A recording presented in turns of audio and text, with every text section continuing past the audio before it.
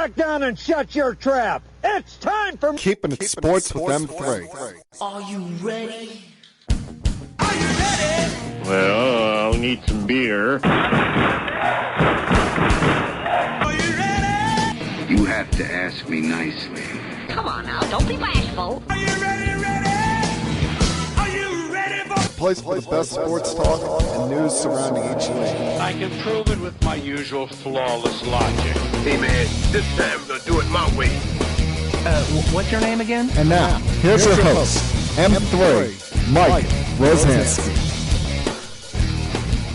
Coming to you from Cherry Hill, New Jersey. It's time for Keeping It Sports with M3, powered by the Connecticut School of Broadcasting. Good afternoon, everyone.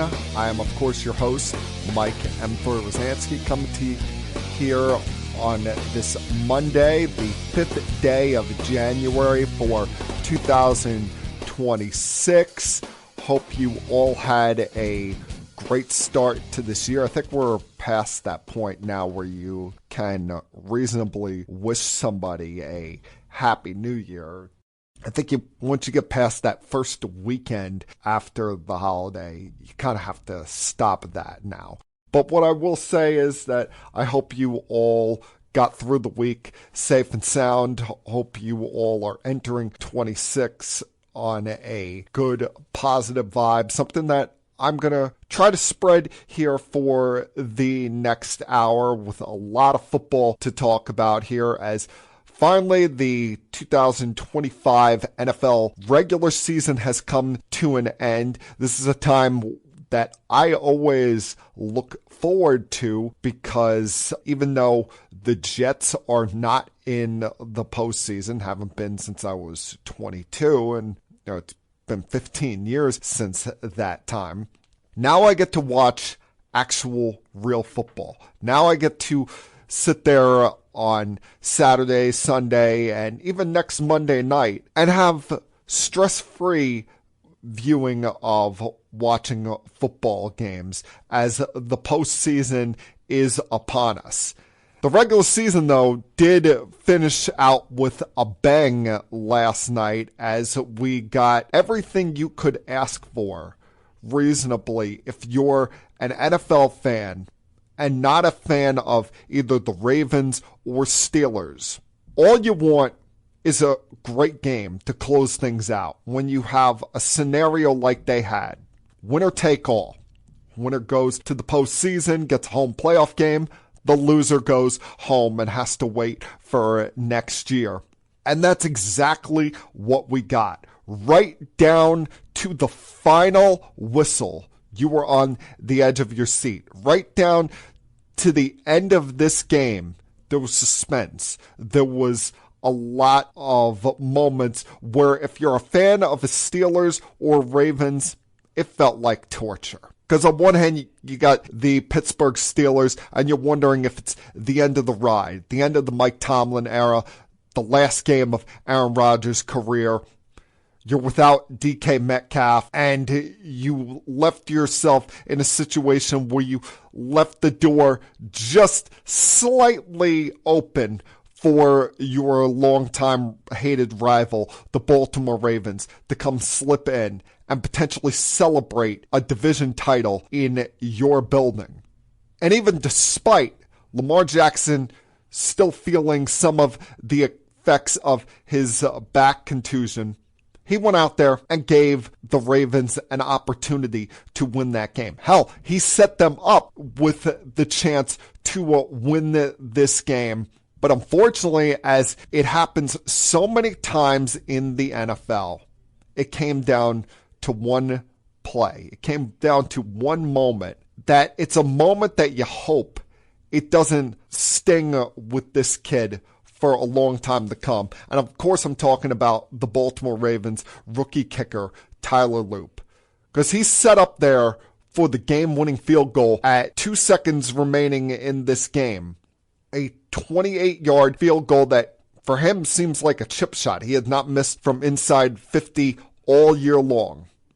And I don't even think this thing was blocked. But you watch it go up, And then it starts veering to the right past the goalpost, and all of Heinz Field and the city of Pittsburgh is left celebrating another division title, a postseason berth, while the Ravens are sitting there wondering what could have been.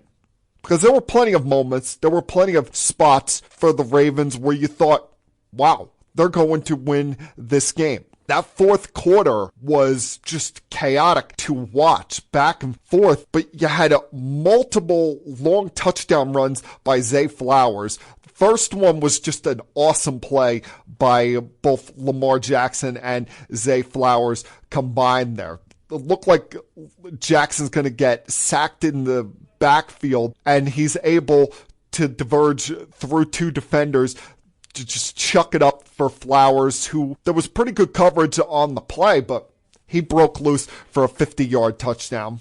But then even after the Steelers followed with a touchdown drive of their own, Ravens come back and respond with about 2 and some change left with that long touchdown to Flowers, where he's left wide open on this one. Not sure who had the busted coverage there. Maybe it was due to Jalen Ramsey getting a little too excited on the play. Should we say someone else had busted coverage on that? I'm not quite sure who missed the assignment on that, but he had all day to essentially call a fair catch on that. And from there, it was pretty much a track meet where he could just kept on running all night long. And after that, you're thinking, maybe it's just not meant to be for the Pittsburgh Steelers. I mean, they're out of timeouts. They allow back-to-back long touchdown drives to the Ravens after they had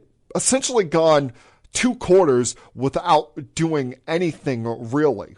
And their defense, you were doing a pretty good job with fooling them. And somewhere along the way, someone forgot to tell the Baltimore Ravens defense that DK Metcalf was not playing in this game, and they're constantly leaving the likes of Freiermuth and Calvin Austin wide open. Now, the Calvin Austin touchdown that would ultimately end up as the game winner, more so you got to look at and say that while Uzawazi played a good game, he slipped on the play, and that allowed Calvin Austin to be wide open for that go-ahead score with a minute left to go in this. But these two are rivals. You can never rule things out when these two teams play. There's just, even despite the names changing over the years and the faces changing, the head coaches has remain the same. While they have a pretty good, healthy respect for each other,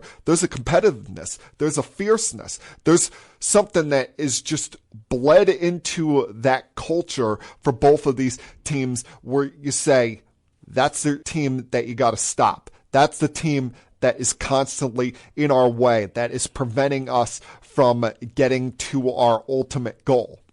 And the Steelers have had now twice this year the upper hand on the Ravens, and that proved to be the outcome here. That proved to be enough for them getting this division title. And there were a lot of mistakes by the Ravens.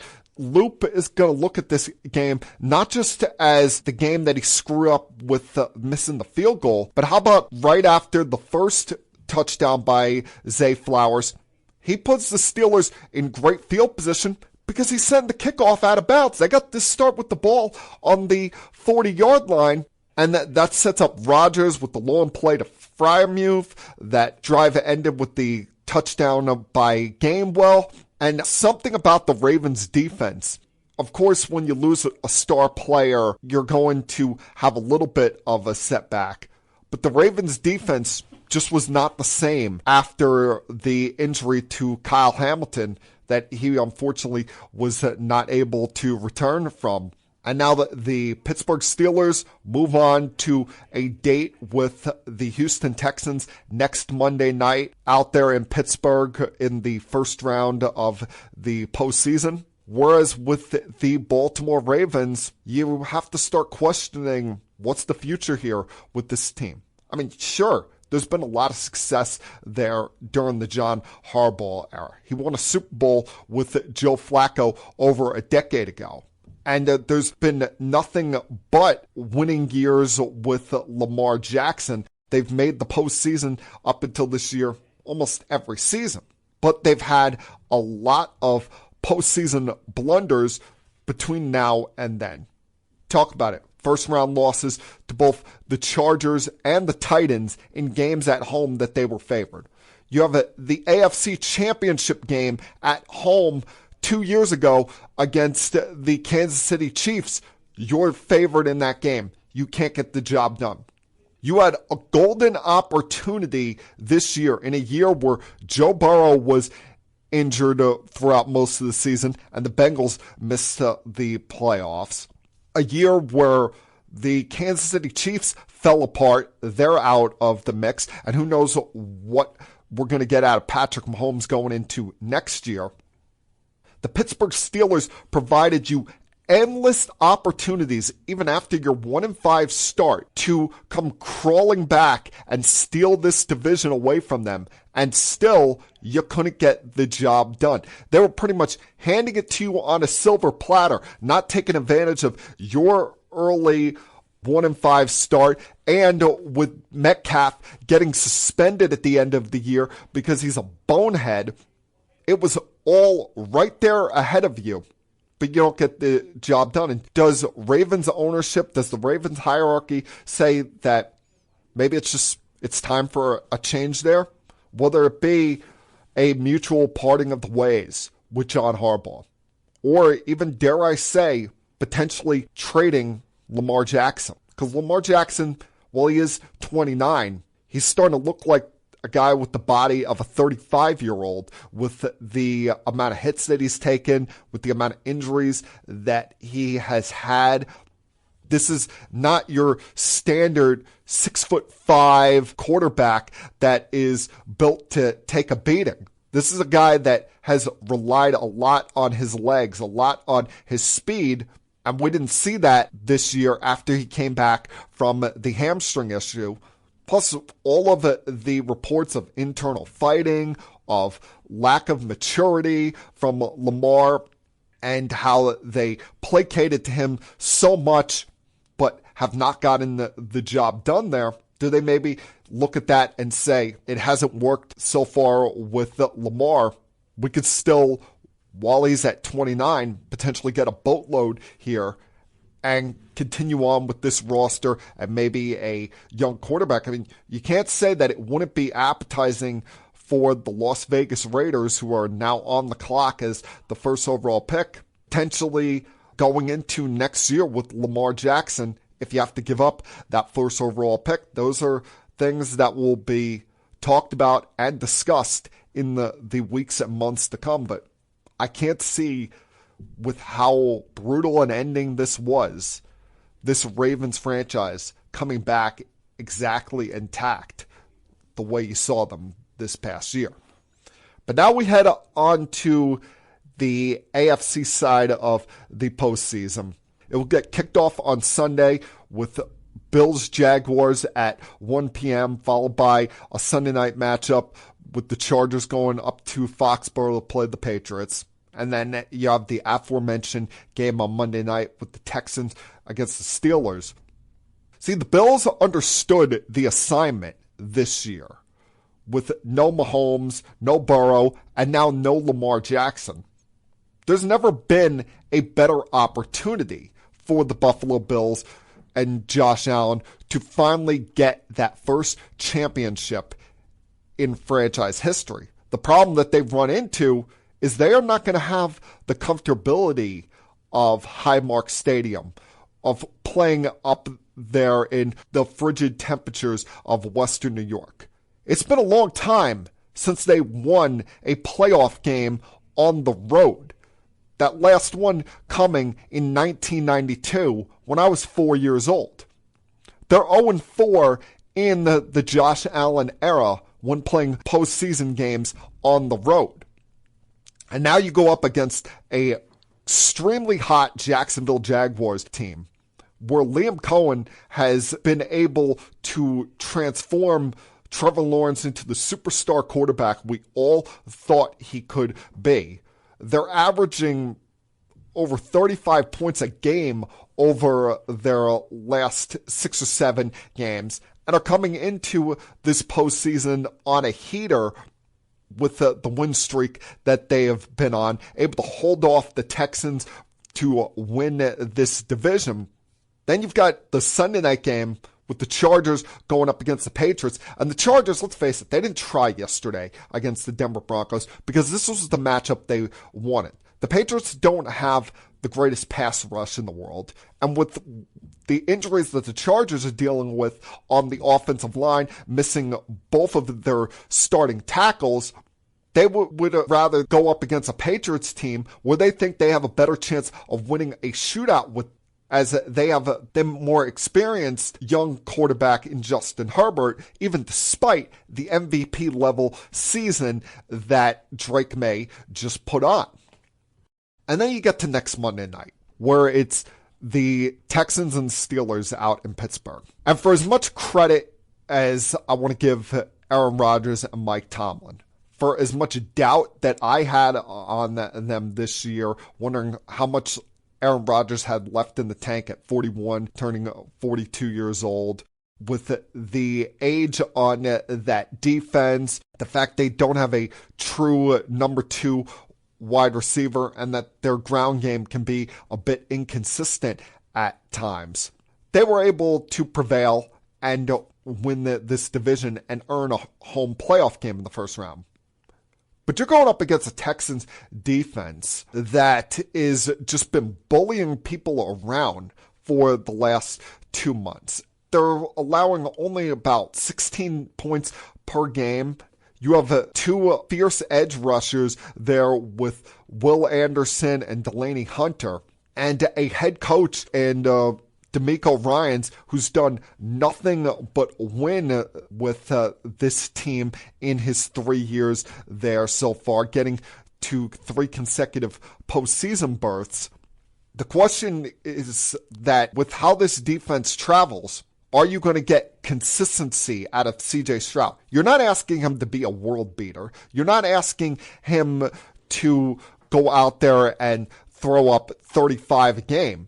You're asking for just consistency. You're asking for him to not make that big mistake, which he has done at times over the last year and a half. Because this defense, you look at them, they could win a Super Bowl with this defense. That defense is elite on every single level and probably strikes fear into a lot of these coaching staffs coming into this postseason, saying, that's not a team we want to play against as we move along here. We would rather avoid facing them as long as humanly possible. But this is what's great about this postseason. You look at all 6 of these teams that I mentioned. Talk about the Denver Broncos, who get to sit back and watch this all play out this upcoming weekend as they have a first-round bye. Every one of these teams has an argument to get to Championship Sunday. Every one of these teams has an argument to say they could be the ones to represent the AFC in the Super Bowl. There's also the argument against every single one of these teams. The Bills' struggles in road playoff games. The Jaguars not having true playoff history. The Chargers' injuries on the offensive line. The Patriots' lack of postseason history with Drake May. The Texans and inconsistency from C.J. Stroud. And the age and the kind of limping into the postseason that the Steelers have on their defense. So there is definitely a argument for and against everybody.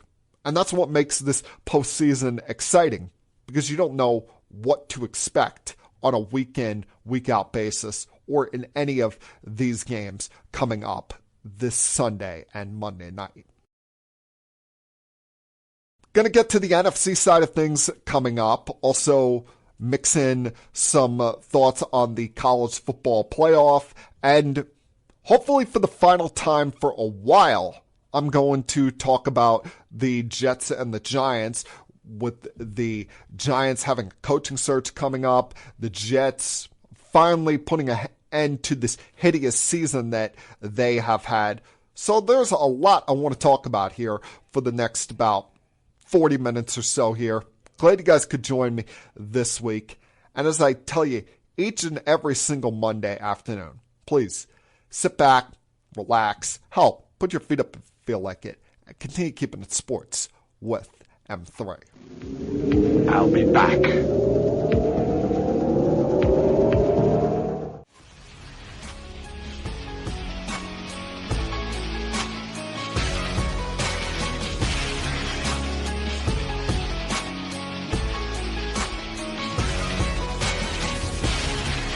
In sports, the worst thing to have to do is rely on somebody else, to rely on another team to get the job done for you. In all of these sports, no matter what you're talking about, NBA, MLB, NHL, NFL, you want to have control of your own destiny in your own hands. But unfortunately for the Tampa Bay Buccaneers, they put themselves in a position where they didn't control their fate. They weren't in control of their own destiny. Remember, a couple months ago, I was talking about them as a sneaky pick to come out of the NFC for the Super Bowl. I liked the weapons that they had on offense. That was until Mike Evans got injured and missed about 2 months. Their defense had been playing pretty well. But then they started to slip up and lost 5 out of 7 games, including losing in Week 16 to the Carolina Panthers, and put themselves in a position where not only did they need to win out, but they needed the Atlanta Falcons to lose at least one time to avoid finishing in a 3-way tie.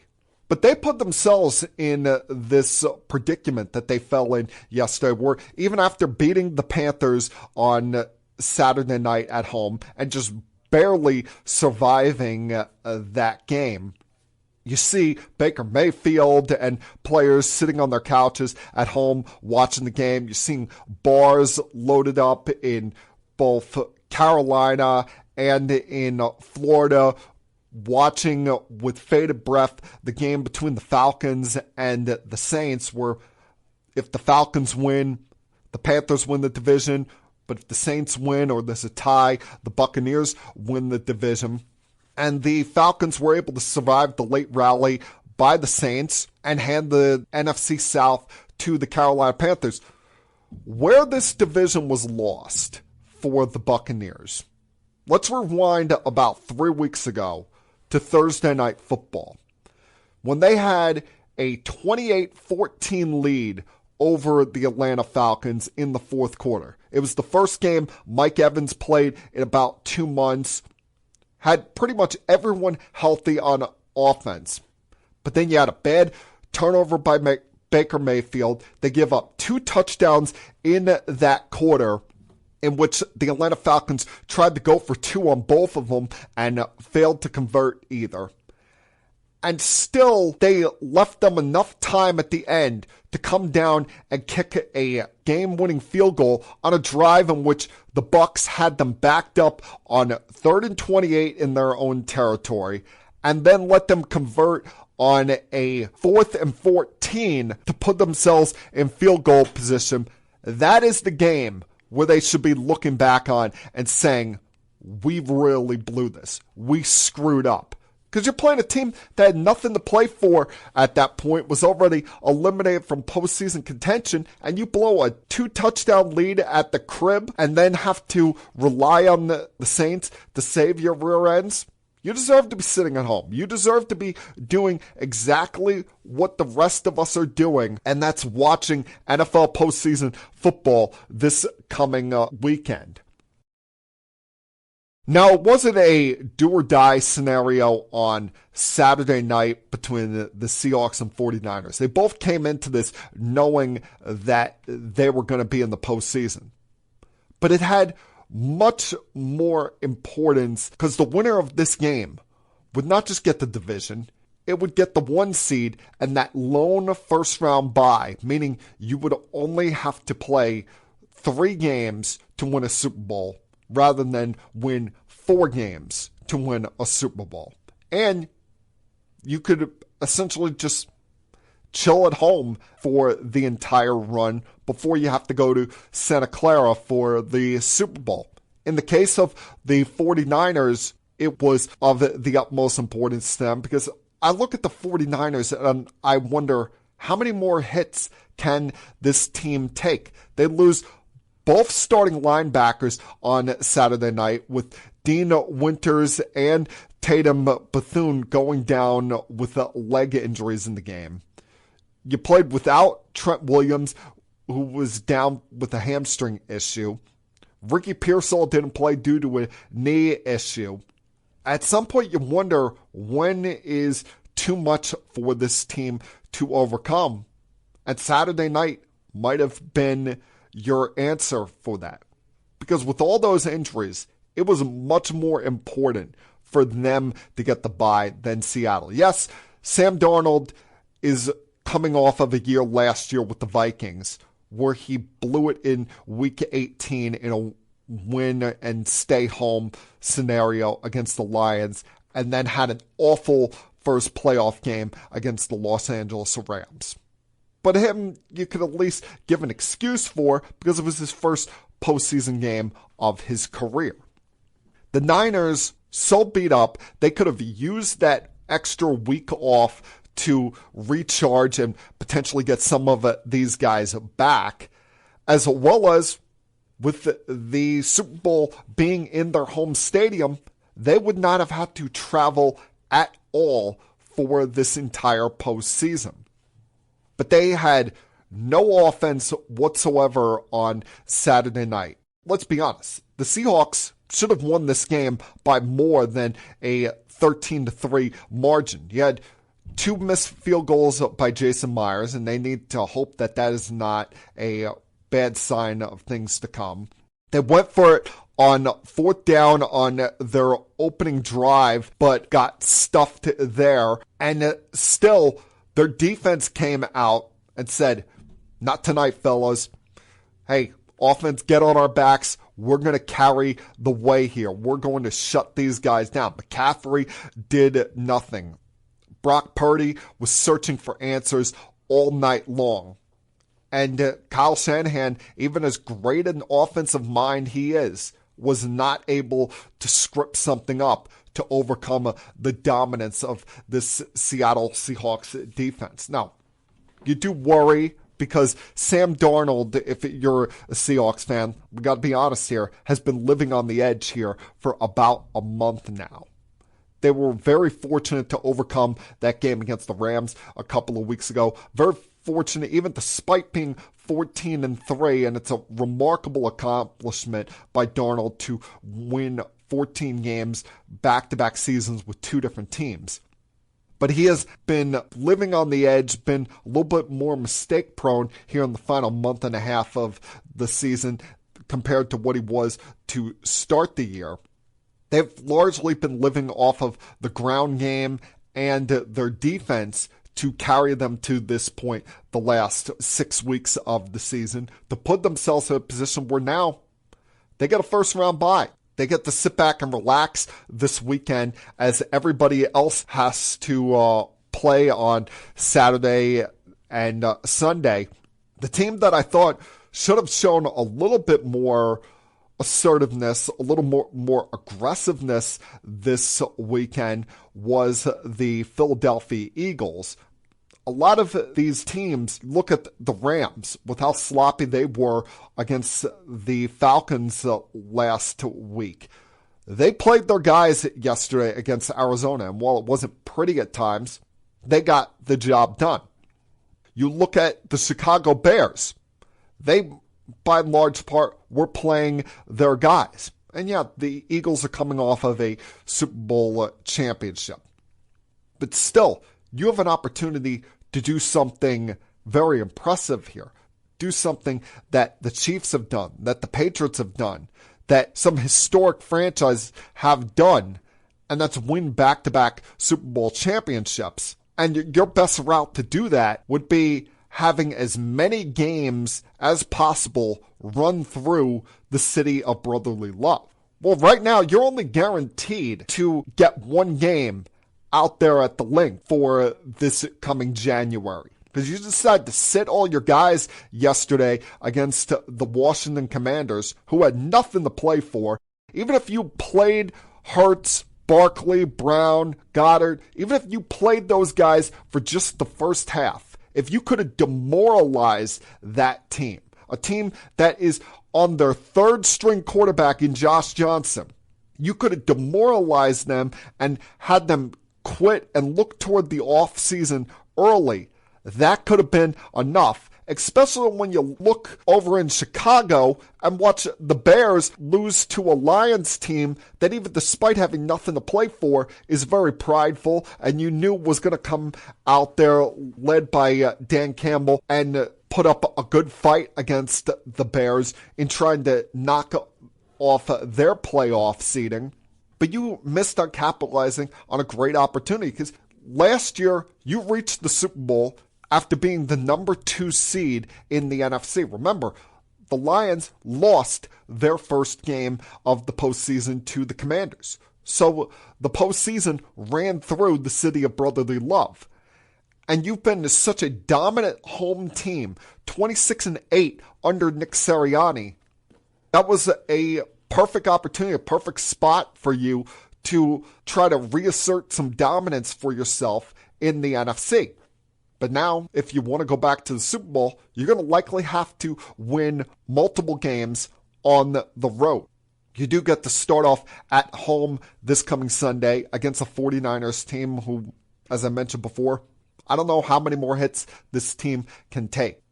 They're missing some very important pieces on this defense.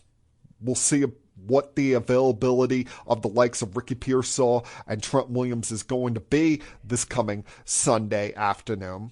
But you should have the edge with a West Coast team having to come across the country and play in some potentially frigid temperatures against you on Sunday afternoon. But before that, we got 2 games on Saturday with the Rams going to Carolina. Of course, the Panthers were going to not only be that 4:30 game on Saturday of Wild Card weekend, but also be the non-Amazon Prime game, because you couldn't throw at them the Carolina Panthers. I mean, Al Michaels would have thrown a fit and might have considered boycotting that game if they got anything but Packers-Bears. What's going to be interesting in that, seeing that for the 3rd time this year, because remember, last time we saw these 2 teams meet up, Jordan Love got knocked out due to concussion-like symptoms. They're beat up on the offensive side of things in their wide receiver core. And, of course, they're without their best pass rusher in Micah Parsons, going up against a largely healthy Chicago Bears offensive line. But it is Caleb Williams' first postseason game. And it's always interesting to see how a young quarterback handles their first postseason game. Sam Darnold did not handle it well last year, whereas someone like Jalen Hurts was able to lead his team to a Super Bowl in his first ride through the postseason. A lot like the AFC side of things. I think with the exception of the Panthers, if the Panthers got to the Super Bowl, it would be the biggest shock in the world. But you look at these teams, especially the Rams, the Bears, the 49ers, and the Eagles, and the Packers, I guess, if you want to throw them in there. You can make an argument for any one of these teams coming out of the NFC. You can also make the argument against them with how sloppy the Rams have played. Not sure about the availability of Devontae Adams. The Packers without Micah Parsons. Caleb Williams' first postseason game. Injuries on the 49ers all across their defense. And then the Eagles with their offensive struggles at times this year. That's why I love this postseason so much. There's not that one alpha dog on top of everybody else. And that's what I love about sports. I don't like it being predictable. I like it going into any week, any game, any postseason in this circumstance and just saying, let the chips fall where they may, and may the best team win. I'll be back.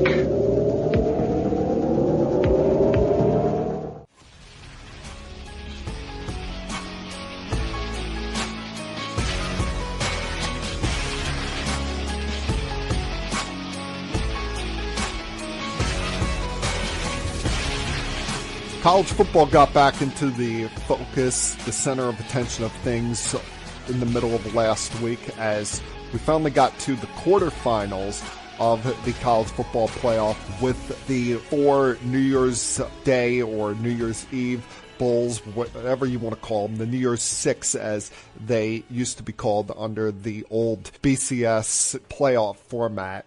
I know this is going to happen, but we're going to start to have a little bit of an argument or a gripe come from some of these top programs because it's grown to be a trend here now, folks. See, 1 year you could say it's a fluke. When it happens 2 years in a row, then you say it's a trend and people start to look for some kind of an answer here. As for the second year in a row, the teams with byes in this postseason struggled. Last year, teams with byes went 0-4.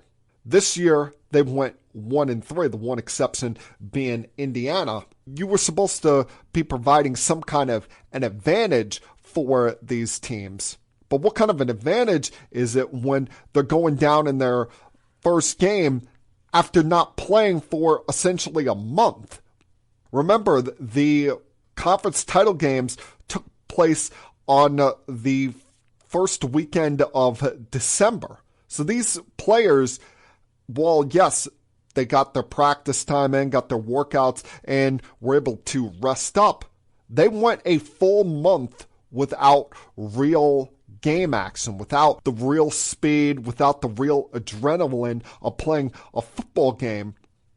So there's only so many times where you can have a stop-go like that, and it's going to catch up with a player. And there's only a certain amount of time where you can go between games where it's too much. It shows why, with this bowl season, waiting till all the way at the end of it to get started with your playoff is really a bad idea. And having a 2-week gap between the first round and the second round, I understand you want to give these guys off for Christmas, let them be with their families. Then you should be starting the playoff early so that you're having the second round of things done before we hit Christmas. They can have a couple days off to go for Christmas, and then you get to the semifinals. Not going a month without football when you're coming off of a regular season and conference title games. That and the nonsense, I'll continue to argue this.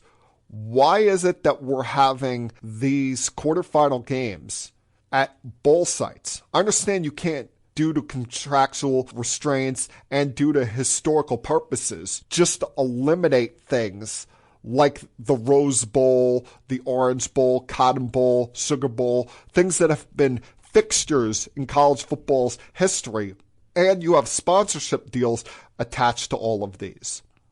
But at the same time, shouldn't those 1 through 4 seeds, they get a home game in the playoff, just like you gave the 5 through 8 seeds? And something about that just does not add up to me. Well, I think having a 12-team playoff is the perfect format for college football, and I hope they don't go beyond that, even though they probably will at some point.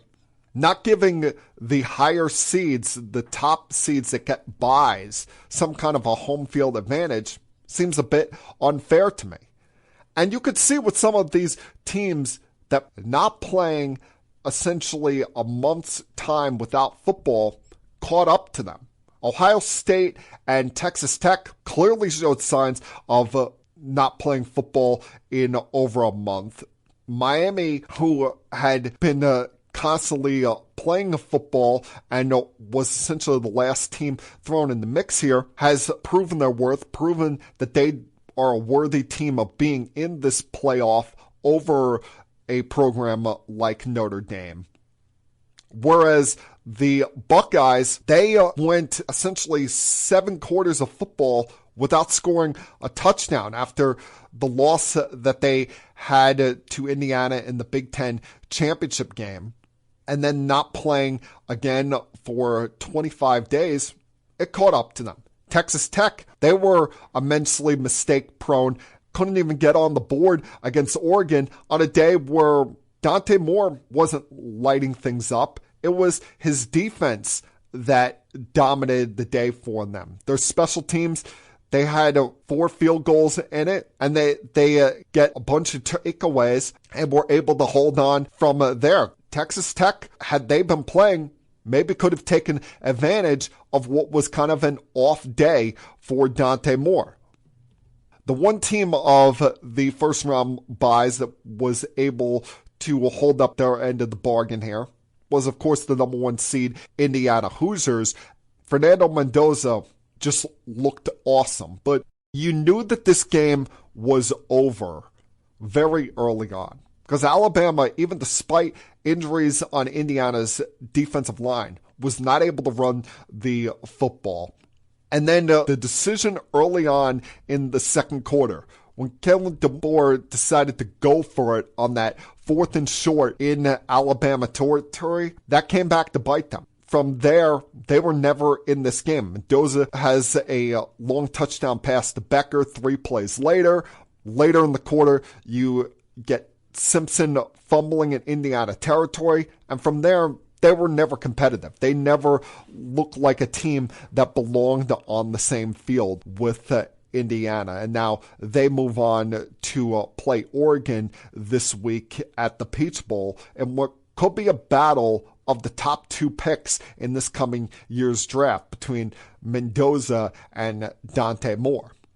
Whereas Miami awaits a matchup on Thursday night at the Fiesta Bowl in Arizona, going up against Ole Miss. You gotta give Ole Miss a lot of credit here. With all the noise that has been surrounding this program after Lane Kiffin walked out on them for LSU before the college football playoff. The amount of coaches that have left, some of the players that are entering the transfer portal to prepare to jump to LSU. They have gotten themselves to the semifinals here after a great comeback victory against Georgia. Now, some of that was because they were kicking themselves between the legs in the first half of that game. But then once they finally got their ish together and stopped making mistakes, their offense got on a roll in that second half, led by an awesome performance by their quarterback, Trinidad Chambliss, who, even at his kind of small stature, he's only, 5'11", 6 foot, something like that. He opened a lot of people's eyes and was impressive enough to the point where there are actually fan bases out there clamoring for him to come out in this year's draft, even despite him filing a waiver to try to get a 6th year of eligibility. But this semifinals, you look at it on paper, Miami versus Ole Miss, Indiana versus Oregon. It hits a warm spot in my heart because it's not your traditional powers that are here like Alabama or LSU, Michigan, Ohio State, Clemson, what they've largely been in the Dabo Swinney era. Yeah, you have a team that has been a power in the past in Miami, but Miami has not been to this place in 25 years. The last time they got close to a national championship was in 2002 when they could have repeated, but we know the controversy that swarmed there in the end of that game against Ohio State. That's why this win in the Cotton Bowl felt so personal to so many of the fans of the U, to so many of the alumni. That's why you saw Michael Irvin acting like such an immature fool after the game, taking his belt off and whipping a Gatorade cooler. But you have 4 teams left in this originally started 12-team pool, where it's not teams that are regularly here, 3 of which, in the case of Ole Miss, Indiana, and Oregon, that are not considered your true blue bloods of college football. And hopefully it leads to a very exciting finish here with the number 1 team in the nation in Indiana and 3 teams that are looking to prove something, prove that they deserve to be here, having to go the long route, unlike Indiana, who was able to overcome the first round bye. I'll be back.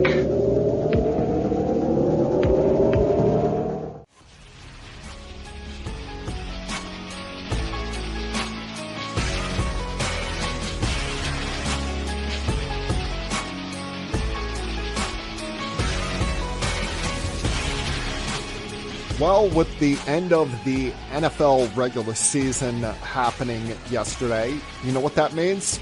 I no longer have to focus on the Jets and Giants for a while. That is a very positive thing from my psyche and the psyche of any fan of either of these 2 fan bases. Because quite frankly, it's exhausting watching 2 extremely bad football teams week in, week out. I crave a day when both of these teams, especially the Jets, are competitive and contending for postseason bids, but I question when that day is going to come. Now, with the Giants, Giant fans are pissed today. Giant fans are annoyed today because they entered Week 17 in position to have the number 1 overall pick in the NFL draft. But then something funny happened there. Something that I've experienced in recent Jet memory. And their players, even despite how poor they've played this season, said, F that. We're going to screw this thing up and win 2 games to end this season. And they dropped all the way to 5th overall after playing a Raiders team that tanked harder than they did last week.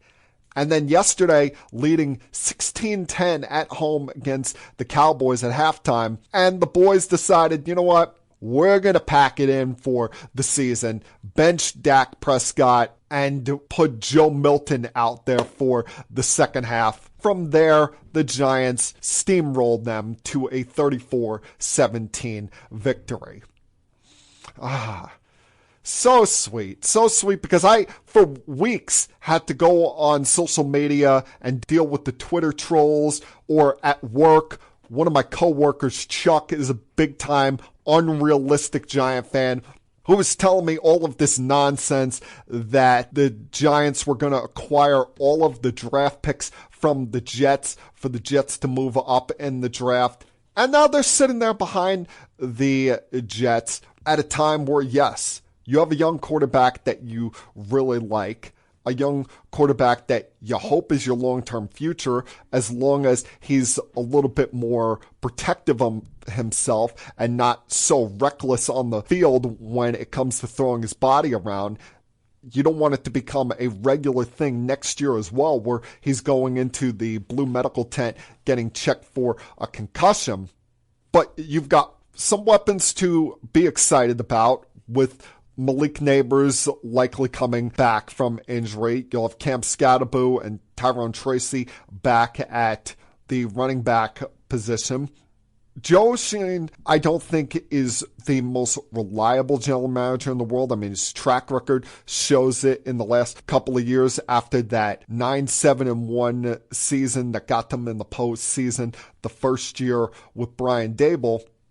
They've struggled since. They went 7-27 the previous 2 seasons. This year they went 4-13, so that's 11-40 in that time, and have left a lot to be desired.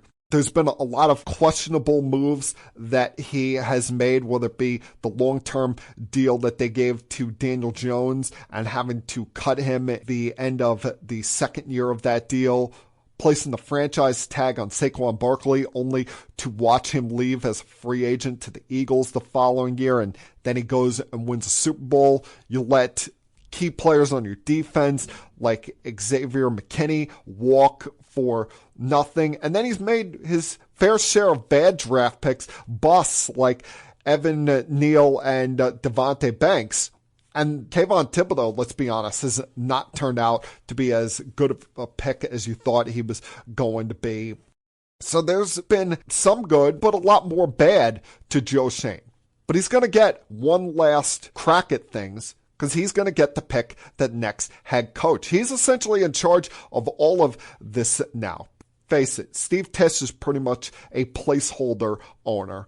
And John Mara, while we wish him well, he's dealing with illness. He's battling through cancer and probably doesn't want to really get in the wool of things here and upheave the entire organization. So he's sticking with the same general manager. You just worry, though, now that he's going to not choose a head coach that is a true program builder, a true leader of things here. I'm worried that he's going to go more of the Brian Cashman route of things and choose his Aaron Boone-like puppet to be the head coach. You have an opportunity to get better real quick here. You have a young, exciting quarterback, some exciting weapons on this offense. You're going to have the 5th overall pick in the draft. If you can get that true number 2 wide receiver, you can be on to some things here. Because you can't say that this defense is not going to be motivated going into next year after how poor they played this season. They're going to definitely look to make some upgrades in that secondary, whether it be in the draft or free agency. So while there's reasons to be optimistic as a fan, the one person in charge of hoping to lead that optimism, you're not having the most confidence in the world in Joe Schoen as general manager. And then there's the New York Jets, who, thank God, this season is over, ladies and gentlemen, because this was painful to watch, especially these last 5 games, where Aaron Glenn can say all he wants, that he saw positive signs from the players this year, that there was growth that we didn't see on the playing field. But you can't hang your hat on just special teams alone. Let's face it, this defense quit on this coach in the last 5 games of the season. The month of December was history for all of the wrong reasons, with getting outscored by 107 points in their losses. Their average margin of loss was hideous. And then yesterday, they didn't even try up there in Buffalo, even with Josh Allen sitting after the first snap of the game. And you figured that that was going to be an ugly game, as it was going to be likely the Buffalo Bills' last home game in their stadium. But my God, the only confidence that I have in the Jets going forward is all the draft picks that they have coming up, with 2 first-rounders this year, 2 second-round picks this year, 3 first-round picks this year. And the general manager in Darren Muji, I think, has done a good job here. I have confidence and belief in him, but I don't have a confidence and belief in Aaron Glenn. How could I? Look at the mistakes that he's made this year. Look at the decisions that he has made. While I was on board with moving on from Aaron Rodgers, because I don't think they would have been much better than what you saw this year. This defense was putrid. Even when they had Sauce Gardner and Quinnen Williams, they were getting dashed most games. So with Rodgers, they probably would have been a 5 or 6 win team, and you would have been still in a bad predicament, only without draft picks, because you can't tell me you would have been trading Quinnen Williams and Sauce Gardner in a year where you still had Aaron Rodgers, and he wouldn't have created a big upheaval in the organization, or wouldn't have gone to ownership and blocked it from happening. How can I trust this head coach in developing a young quarterback when I see the decisions that he made?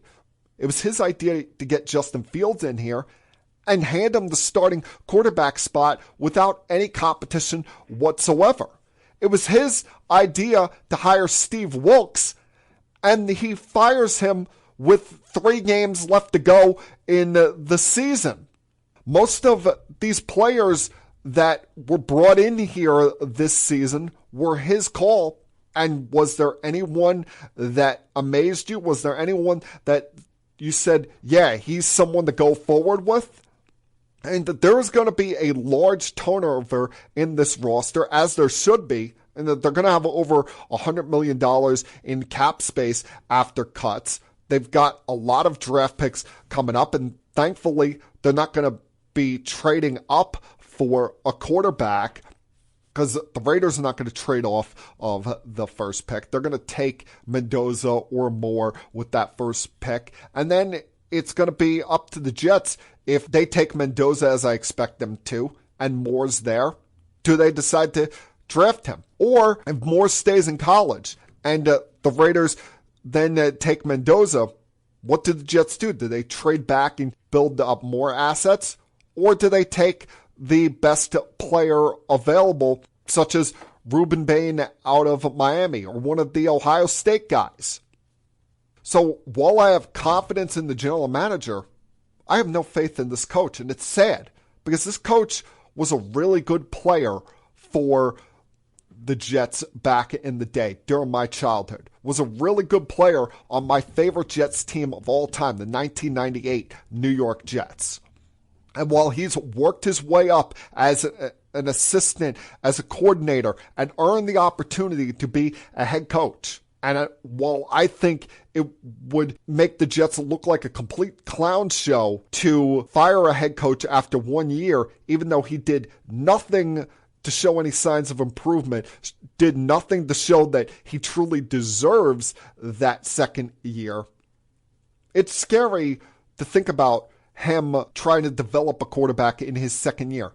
You wish that you had someone with a little bit more experience in this spot, but unfortunately this is the cards that we're left to play with as a Jet fan, and you only have one thing to lean back on. You only have one thing to rely on, and that's hope. Hope can be a really good thing as a sports fan. It can also be a very scary thing. And hope is all Jet fans have had to rely on for the last 15 years as we sit here and await and pray for this postseason drought to eventually come to an end. And that, my friends, was Keeping It Sports with M3 for Monday, January 5th, 2026. Everyone, please have a great night. Have a fun, safe, happy, healthy week.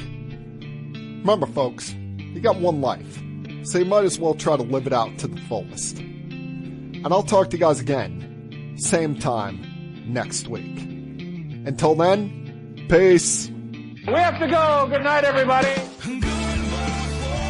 I have had enough of you! Thank you for all the fun. Thank you. Hey, shut up, will ya? I don't want to see you, I don't want to hear you, I don't want to smell you. Now leave. I'll be back.